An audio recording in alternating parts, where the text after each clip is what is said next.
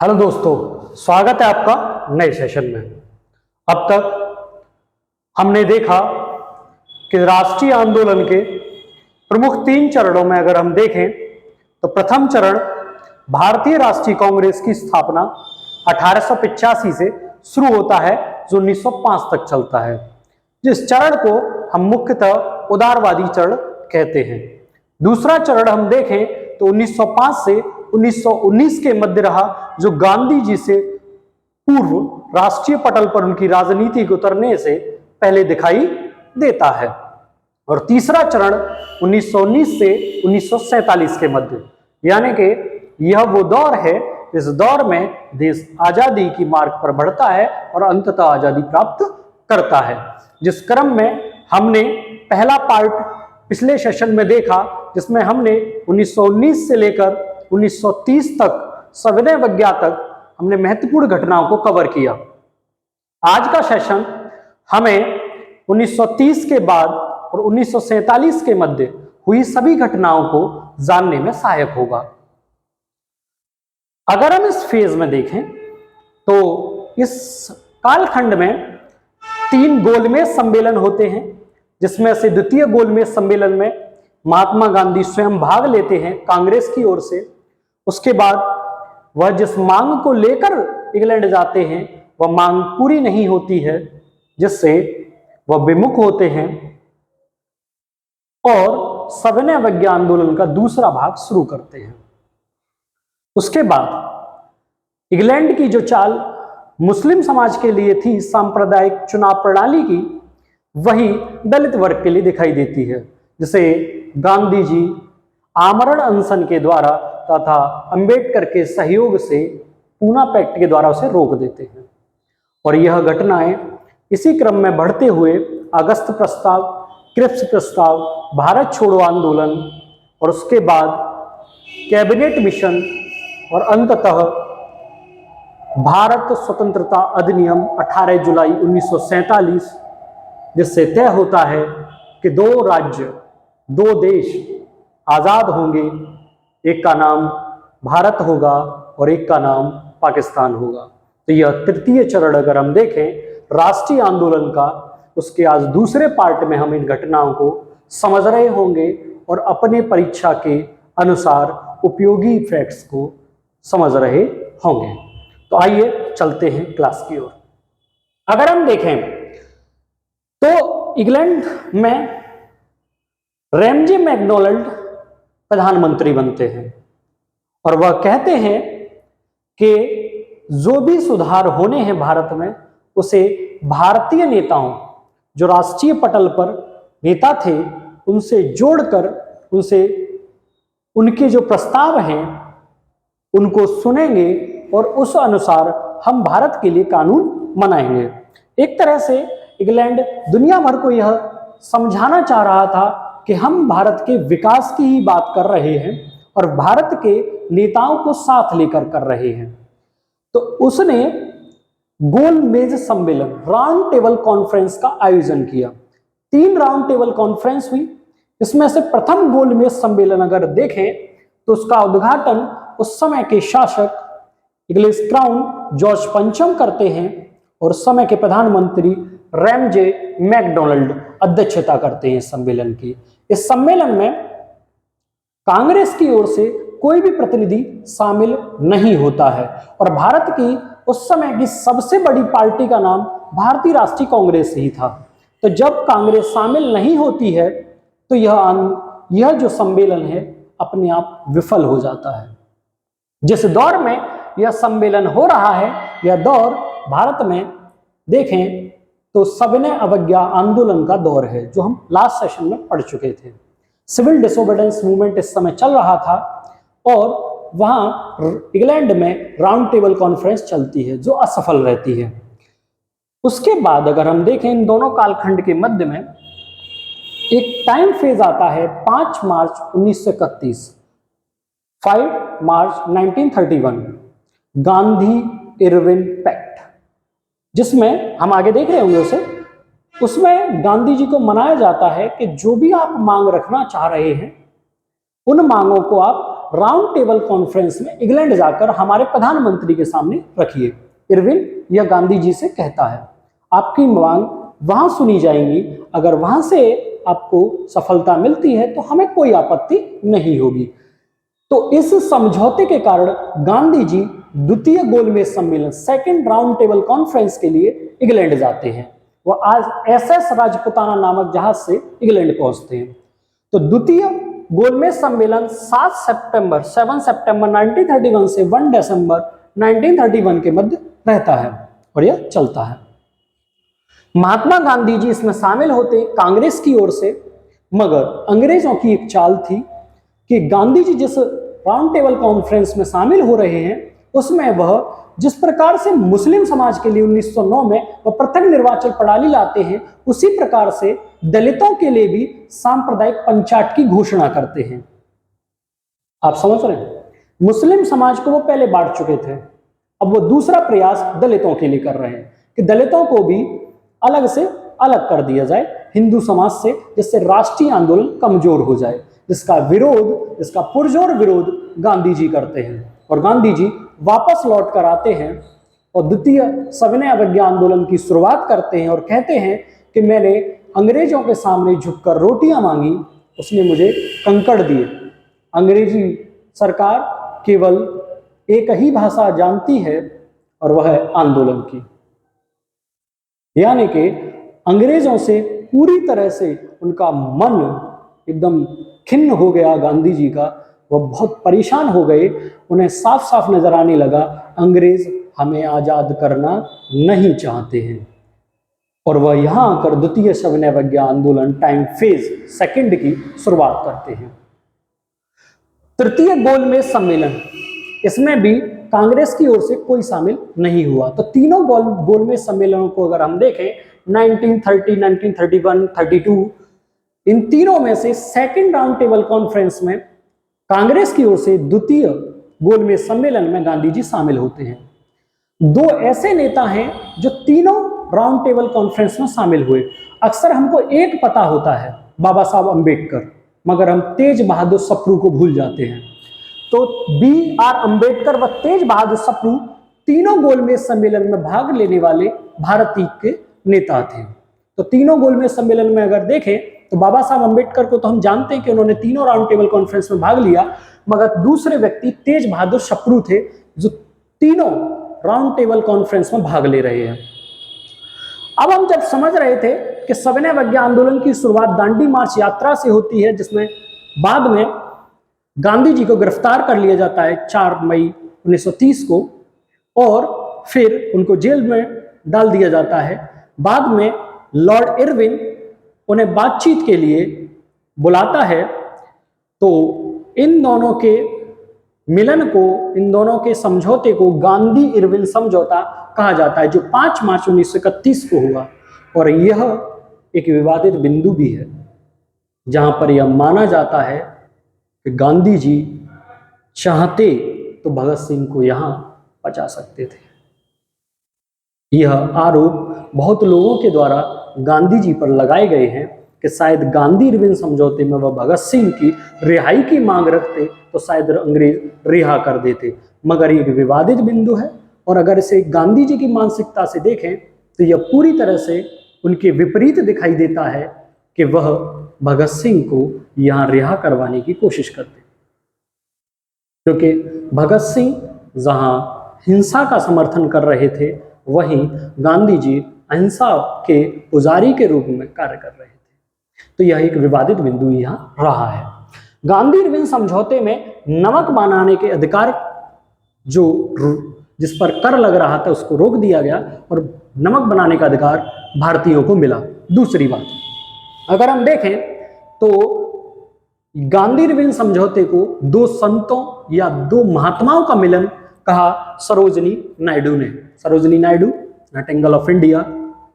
दूसरा अगर हम देखें तो भारत की पहली महिला कांग्रेस अध्यक्ष, और अगर हम देखें तो भारत की पहली महिला राज्यपाल भी सरोजिनी नायडू थी।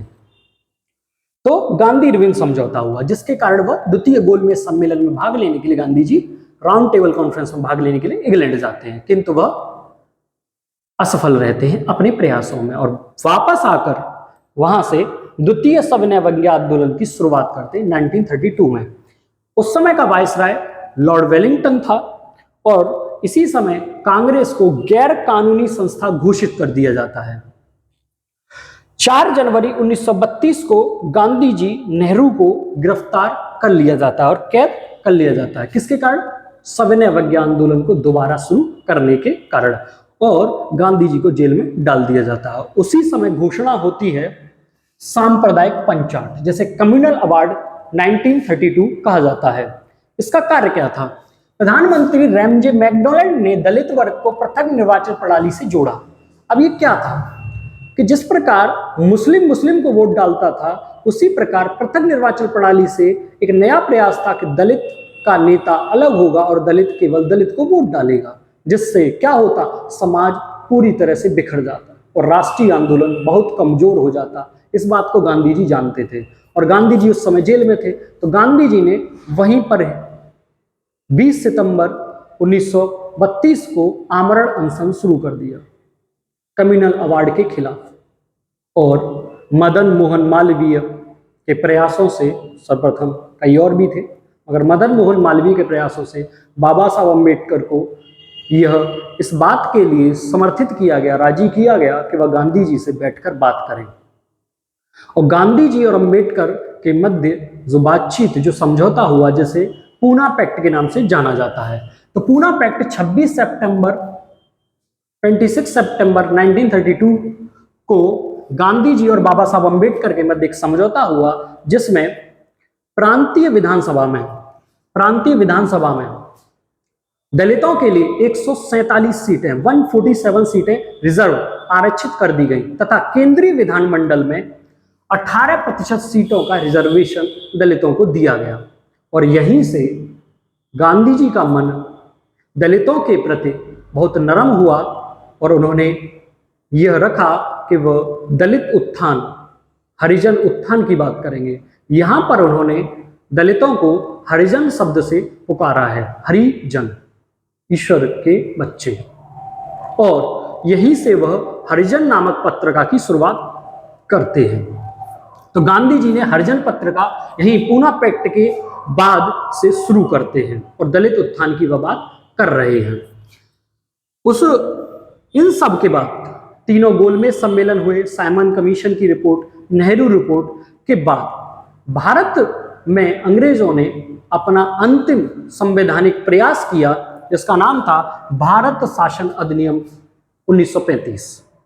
यह अधिनियम भारत को एक संघात्मक ढांचे में, संघात्मक यानी कि पूरा वन यूनियन की बात, एक पूरे देश की बात वह कर रहे थे यहाँ पर अंग्रेज, तो संघात्मक व्यवस्था में ढाला। और दूसरा, भारत शासन अधिनियम 1935 भारतीय संविधान का प्रमुख स्रोत माना जाता है। भारतीय संविधान का प्रमुख स्रोत अगर पूछा जाए आपको पॉलिटी में, तो यह प्रमुख स्रोत है जो कि भारतीय संविधान के निर्माण में महती भूमिका निभाता है। जब हम पॉलिटी की कक्षा पढ़ रहे होंगे तो वहां पर आपको भारत शासन अधिनियम को हम डिटेल में समझा रहे होंगे।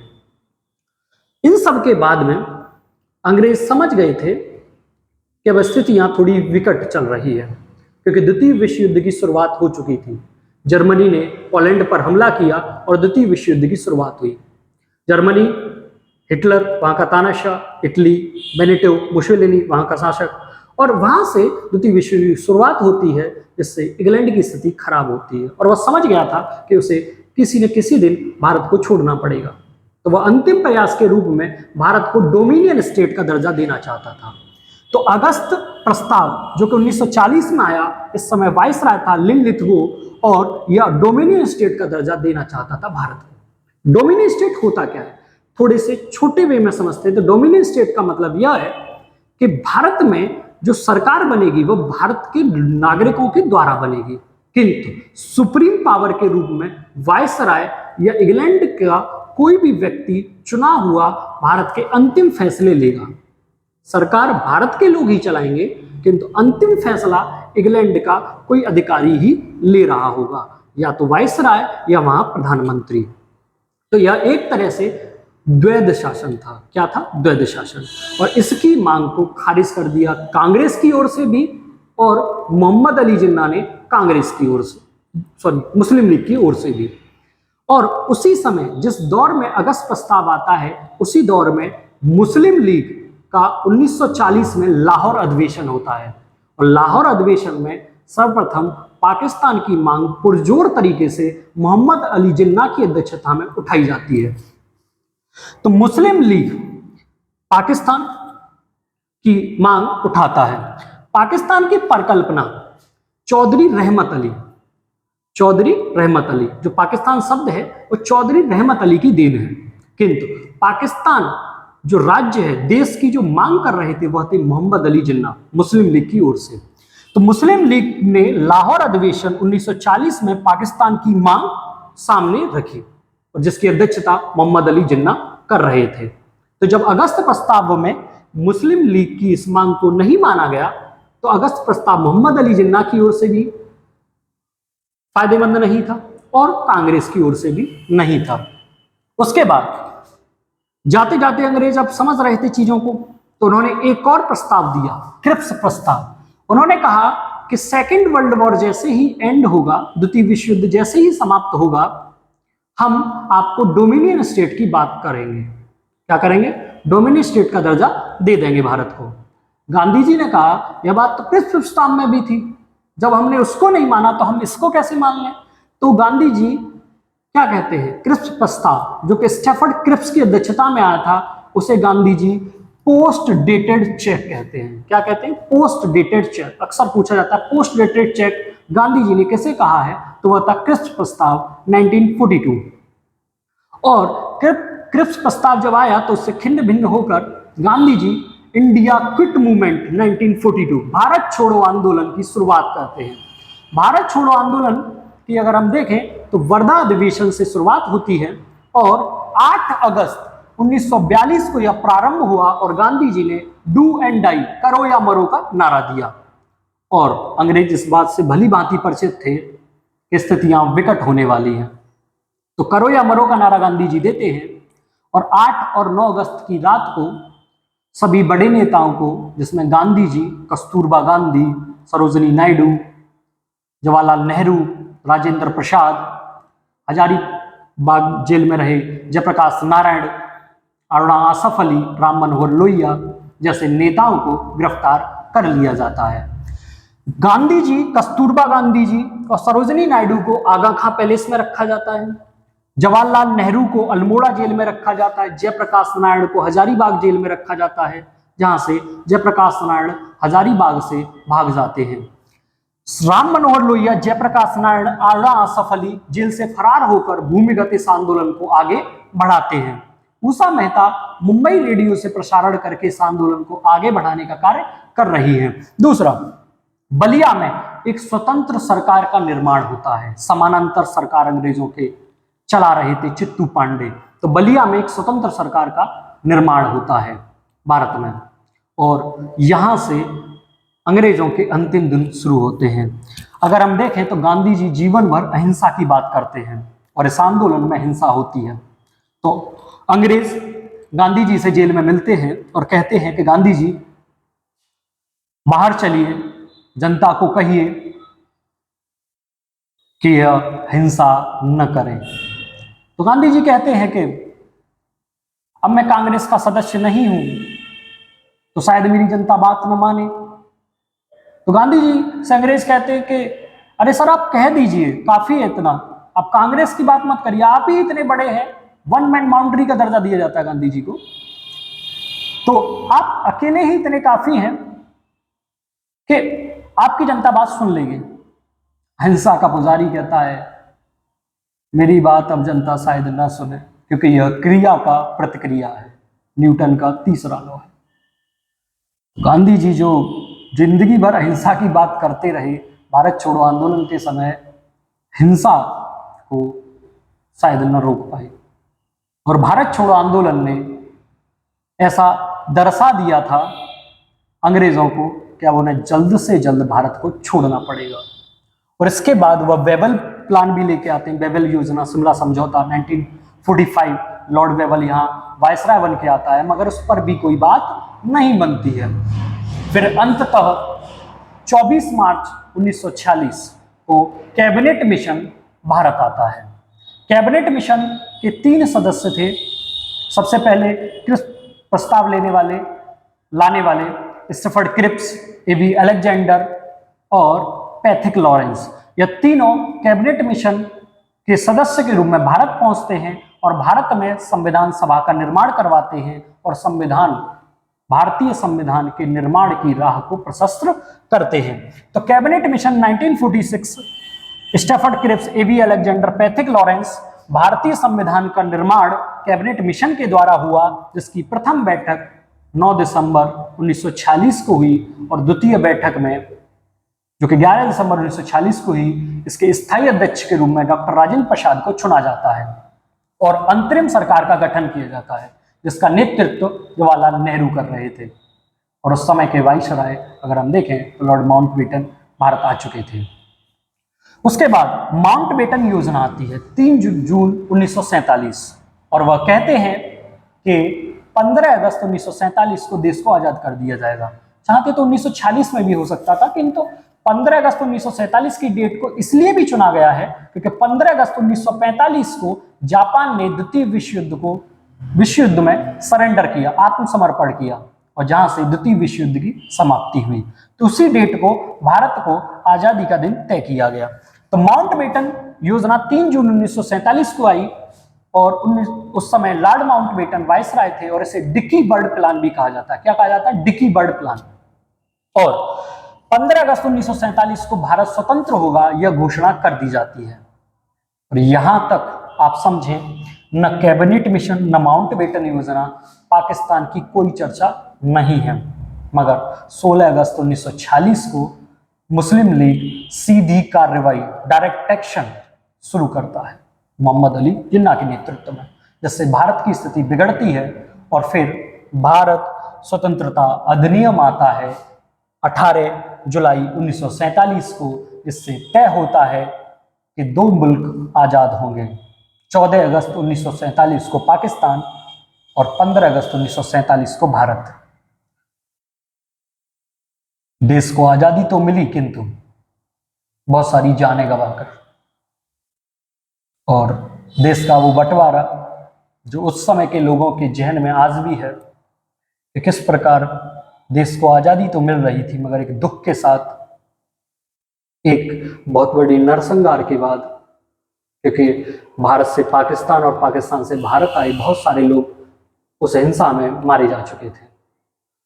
और उस हिंसा से चाहे सरदार वल्लभ भाई पटेल हो, महात्मा गांधी हो, जवाहरलाल नेहरू हो, सभी दुखी हुए थे। और जब यह 2 देश आजाद हुए तो पाकिस्तान के गवर्नर जनरल या वाइसराय कहें तो वो बने मोहम्मद अली जिन्ना और प्रधानमंत्री बने लियाकत अली, जबकि स्वतंत्र भारत के अंतिम अंग्रेज गवर्नर जनरल माउंटबेटन बने और प्रधानमंत्री बने जवाहरलाल नेहरू। तो यह था भारत की राष्ट्रीय आंदोलन का 3य चरण। अगले सेशन में हम सभी क्रांतिकारी घटनाओं को एक साथ, जिसमें भगत, चंद्रशेखर आजाद, आजाद हिंद फौज, सुभाष चंद्र बोस, हम सभी को एक वे में देख रहे होंगे। उम्मीद है आपको यह सेशन अच्छा लगा होगा। स्क्रीनशॉट ले सकते हैं आप। मिलते हैं नेक्स्ट सेशन में, तब तक आप इन वीडियोस को लाइक करें, सब्सक्राइब करें, शेयर करें और हमें मोटिवेट करते रहें। तो मिलते हैं नेक्स्ट सेशन में। नमस्कार।